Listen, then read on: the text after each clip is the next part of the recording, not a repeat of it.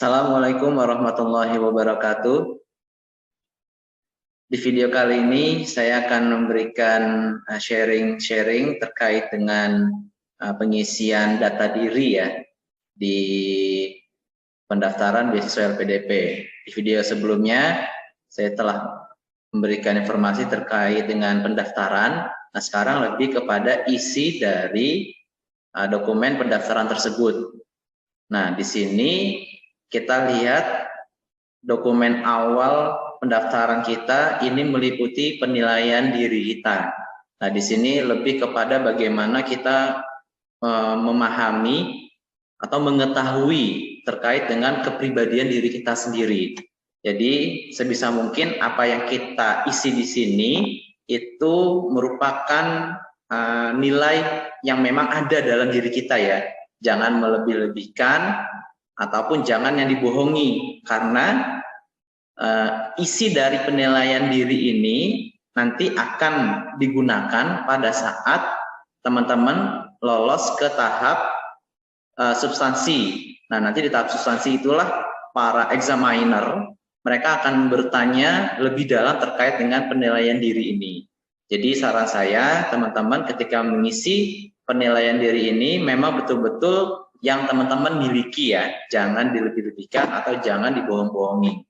Karena pada saat wawancara nanti itu ada dari psikolog, mereka itu akan tahu nih kita itu ketika kita nulis dengan apa yang ditanyakan sampaikan itu ada kebohongan atau ada dilebih-lebihkan, nanti bisa ketahuan. Maka dari itu saran saya isilah dengan apa adanya. Oke, di sini pertama yang perlu kawan-kawan isi berkaitan dengan kekuatan atau kelebihan yang Anda miliki. Nah, ini bisa kita ketahui dari penilaian diri kita sendiri atau dari teman atau bahkan dari guru kita. Nah, di sini saran saya ketika teman-teman mengisi di sini, ini isinya memang betul apa adanya. Contoh, ditulis saya ini adalah seorang yang memiliki kepercayaan diri. Nah, disebutkan di situ kepercayaan dirinya itu dalam hal apa, dan juga jangan berlebihan ya pengisiannya di sini ya, karena juga termasuk informasi dari LPDP itu orang yang overconfidence, yang dia itu bahkan sampai merendahkan atau menyalahkan orang lain, itu bisa menjadi nilai yang minus untuk mereka. Nah, maka dari itu nanti di sini diisi, silahkan kalau misalnya ada lebih dari satu ditambahkan lagi. Ini misalnya contoh ASD tambah lagi dan seterusnya. Nah, biasanya ini kalau kelebihan ini orang gampang memahami ya, kelebihan dalam dirinya. Namun yang di poin selanjutnya nih, di kekurangan atau kelemahan, weak point yang Anda miliki. Nah, ini terkadang saya pribadi juga ya, belum memahami lebih dalam terkait dengan hal ini. Nah, ini bisa kita tanyakan kepada teman kita, kepada orang tua kita, atau bahkan kepada guru kita. Tanyakan, saya ini kekurangannya di mana ya? Nah, sampaikan apa adanya. Kalau misalnya saya ini orangnya deadliner, nah silakan ditulis, saya ini adalah orang deadliner. Namun yang poin penting di sini, ketika kawan-kawan telah menyebutkan poin kekurangan, maka disebutkan juga bagaimana cara kita mengatasi kelemahan tersebut. Kayak tadi misalnya saya ini adalah seorang yang deadliner, namun saya telah berusaha agar memanage waktu saya dengan baik. Nah, di situ. Jadi, kita tahu kelemahan kita dan kita juga tahu apa yang harus diperbaiki dari kelemahan kita. Selanjutnya, di sini pernahkah Anda mendapatkan beasiswa sebelumnya? Nah, ini beasiswa mulai dari sekolah menengah, sekolah pada saat kuliah pun juga disebutkan. Misalnya waktu kuliah dapat beasiswa, nah disebutkan tahun berapa, jenjangnya apa, dan sumber beasiswanya itu dari mana. Oke. Nah, selanjutnya berikan contoh pengalaman Anda dalam pekerjaan atau berorganisasi atau pendidikan. Pengalaman yang membanggakan. Nah, ini juga nih, saya diisi nih. Pengalaman yang memang kita teringat betul ya akan kejadian itu. Karena nanti ini juga waktu saya wawancara ditanyakan hal ini. Pengalaman yang membanggakan, kalau bisa lebih dari satu pun juga nggak apa-apa, tulis satu apa, lalu dua apa. Dan sekali lagi diingat, jangan menulis yang terlalu over confidence ya, yang bahkan kita menulis itu sampai merendahkan atau menyalahkan orang lain. Nah, itu yang tidak diinginkan oleh LPDP. Lalu kedua, ini juga nih pengalaman yang kurang membanggakan. Nah, ini juga saya pada saat substansi ditanyakan hal ini. Bahkan sampai beberapa kali saya teringat itu ditanyakan hal ini. Mengapa pengalaman itu menjadi kurang membanggakan? Nah, boleh ini macam-macam ya. Ada yang kehilangan keluarganya, ada yang memang gagal dalam kesempatan untuk entah cari beasiswa atau pekerjaannya. Namun ini pengalaman yang memang terasa betul dalam pribadinya ya. Jangan hal-hal yang bersifat kecil ya, namun dilebih-lebihkan. Seperti contoh paling membanggakan di sini, saya kehilangan kucing kesayangan saya. Saat itu saya merasa stres segala macam. Nah, itu saya sarankan jangan menulis hal-hal yang seperti itu ya. Menulislah yang memang memiliki dampak langsung ya kepada diri kita. Lalu yang ketiga, apa hal terakhir yang Anda ajarkan pada diri Anda sendiri? Nah, ini value nih, apa yang kalian itu betul-betul teringatlah, entah itu bisa dari pengalaman ataupun dari pembelajaran.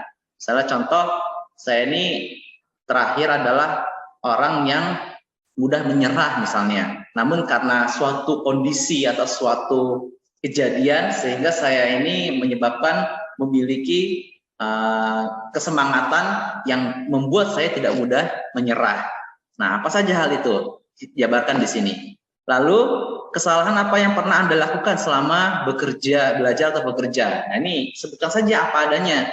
Misalnya saya selama bekerja itu pernah kurang teliti. Nah, disebutkan tuh, kurang teliti itu karena kenapa. Namun, sebisa mungkin juga disampaikan sampai saat ini bagaimana cara saya mengurangi kesalahan-kesalahan yang pernah saya lakukan. Lalu, apakah Anda pernah melakukan tugas di luar lingkup tugas Anda yang seharusnya? Jelaskan. Nah, ini sebisa mungkin diisi ya. Meskipun kalau misalnya dalam pekerjaan yang sudah bagus itu semuanya yang dikerjakan harus sesuai dengan lingkup ya. Namun di sini juga perlu nih agar pihak LPDP itu melihat bahwa kita ini orang yang adaptable lah. Jadi orang yang meliputi out of the box lah. Pekerjaannya tidak hanya itu saja. Misalnya contoh, meskipun saya ini bekerja sebagai auditor, saya juga memiliki tugas misalnya membuat konten kreator untuk keperluan instansi atau misalnya membuat promosi terkait dengan penugasan. Nah, itu juga termasuk dalam di luar ruang lingkup pekerjaan utama saya. Lalu jelaskan satu hal yang membedakan Anda dengan peserta lainnya. Nah, ini juga termasuk menjadi keunggulan kita nih. Apa yang membedakan kita dengan orang lain? Nah, suatu nilai atau value yang bisa kita tonjolkan nih kepada examiner bahwa kita ini pantaslah menerima beasiswa ini. Misalnya contoh, saya ini adalah orang yang nasionalis misalnya. Wah, jadi setiap saya mendengarkan lagu Indonesia, batin saya itu selalu tergugah untuk berbuat sesuatu yang lebih kepada bangsa dan negara. Contoh, atau misalnya saya ini adalah orang yang memiliki pemikiran yang visioner. Nah, itu bisa itu. Jadi dijabarkan di sini.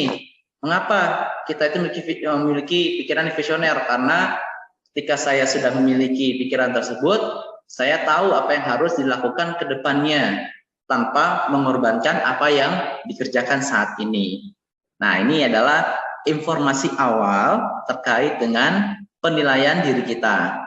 Lalu di sini selanjutnya ada riwayat pendidikan dan pekerjaan. Nah, ini silakan kawan-kawan isi pendidikan dari SD, SMP, SMA, sampai perguruan tinggi, bidang studi, nilai IPK.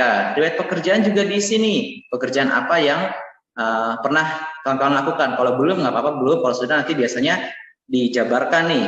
Mulai institusi, posisi, tahun masuk, keluar, dan pendapatan.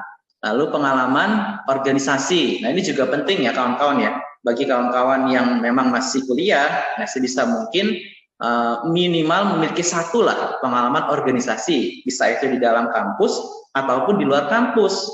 Gunanya apa? Gunanya itu macam-macam ya organisasi. Yang paling utama adalah melatih jiwa leadership dalam diri kita. Nah, jiwa terkait dengan bagaimana kita berinteraksi kepada orang lain, bagaimana kita bekerja sama dengan orang lain. Nah, ini juga penting ya. Jadi misalnya memiliki satu aja, itu juga sudah memiliki nilai plus. Terlebih lagi memiliki beberapa pengalaman organisasi. Nah, apa nih? Misalnya waktu SMP saya ketua OSIS. Nah, disebutkan di sini. Waktu SMA saya ketua paskibraka atau ketua pramuka, dijelaskan di sini. Waktu kuliah saya ini termasuk anggota BEM jurusan ataupun BEM fakultas. Nah, ini juga tambahkan di sini. Nah, ini dari organisasi SMA juga, organisasi perguruan tinggi, dan organisasi kegiatan sosial masyarakat. Misalnya di lingkungan RT, saya ini diminta oleh Pak RT saya sebagai ketua pemuda. Nah, itu nggak apa-apa. Meskipun lingkungan RT, berarti kan kita bisa bermanfaat untuk lingkungan RT kita kan. Apalagi misalnya sampai ke kelurahan, kecamatan, kabupaten, atau sampai provinsi. Nah, itu lebih nilai plus lagi. Oke, selanjutnya informasi lainnya. Nah, ini informasi lainnya itu berkaitan tentang prestasi yang diunggulkan. Nah, ini apa-apa disebutkan saja prestasi apa saja yang pernah dimiliki. Nah, ini tingkatnya apa nih? Tingkat sekolah, perguruan tinggi, kota kabupaten, provinsi, nasional atau internasional. Ya, berarti kan di sini kalau memiliki prestasi yang diunggulkan, dia itu memiliki jiwa kompetisi ya, sehingga terus memiliki kepribadian ataupun nilai yang lebih dibandingkan dengan orang lain. Bahasa asing apa? Kalau misalnya kawan-kawan daftar dalam negeri itu kan TOEFL ya pakainya ya. Nah, ini nggak apa-apa disebutkan juga TOEFL-nya, TOEFL PTE, IELTS atau IBT. Nah, kalau luar negeri ini berarti harus nih pakai IBT, IELTS atau PTE. Jadi kalau saya pribadi pakainya IELTS ya, karena dari awal saya belajar itu pakainya IELTS, nah tidak ganti-ganti ke yang lain. Nah, disebutkan saja nanti masa berlaku berapa, lembaga nomor sertifikat. Nah, pengalaman atau pelatihan atau workshop, nah ini juga penting nih kawan-kawan nih. Ketika kita mengisi ini juga menjadi suatu keunggulan nih. Waktu saya wawancara juga ditanya terkait dengan ini. Diisi ya seingat kawan-kawan semua pernah mengikuti workshop apa, pelatihan apa, institusinya penyelenggara apa, dan tanggal pelaksanaannya. Pengalaman riset, nih, kalau misalnya teman-teman memiliki waktu kuliah ataupun waktu bekerja tentang riset, nah ini disebutkan juga nih. Kalau belum juga nggak apa-apa, saya kebetulan juga di riset ini kosong. Lalu karya ilmiah, buku, jurnal atau makalah, nah ini juga penting nih. Sebisa mungkin ya minimal memiliki satu saja jurnal ya, meskipun itu lingkupnya di instansi contohnya, ataupun lingkupnya di fakultas atau di kampus lah. Nah itu boleh, silakan saja. Ini kan tujuannya agar si examiner tahu bahwasannya kita itu memiliki kemampuan akademis yang bagus lah.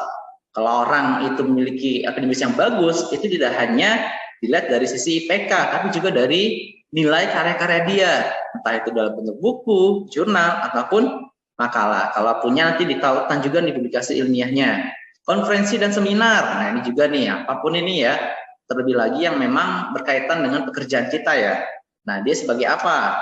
Sebagai peserta kah atau sebagai pembicara kah? Sebagai pembicara poinnya juga lebih baik. Penghargaan, nah penghargaan apa saja yang telah dimiliki. Misalnya sebagai waktu saya kuliah itu saya mengikuti seminar kebangsaan sehingga saya mendapatkan penghargaan dari kementerian apa atau dari lembaga apa.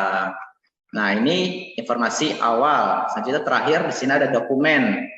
Dokumen yang diperlukan untuk diupload seperti ijazah S1-nya, transkripnya, KTP, sertifikat bahasa yang masih berlaku, IELTS atau IBT, surat usulan nih pejabat eselon 2 atau setara bidangnya SDM. Ini bagi kawan-kawan yang berada di perwakilan yang mana dia itu instansi vertikal, maka surat usulan ini harus dari instansi pusat yang membidangi SDM. Tapi kalau misalnya masih dalam proses dan sampai akhir waktu sampai pendaftaran belum ada juga keluar suratnya, nah ini boleh dari unit kerja tersebut. Namun nanti tetap diinformasikan ya kepada LPDP. Nah, ini sekarang ada nama pemberi rekomendasi nih. Ini rekomendasi dari unit ya. Dari unit kita, misalnya ada di perwakilan ataupun di provinsi, disebutkan nih nama pemberinya, instansi asal pemberi rekomendasi, jabatannya itu apa. Jadi kalau sebisa mungkin kalau di unit itu ya eselon 2 lah minimal ya, memberikan rekomendasi. Selanjutnya esai. Oke, untuk yang esai nanti kita akan bahas di video selanjutnya. Semoga sukses.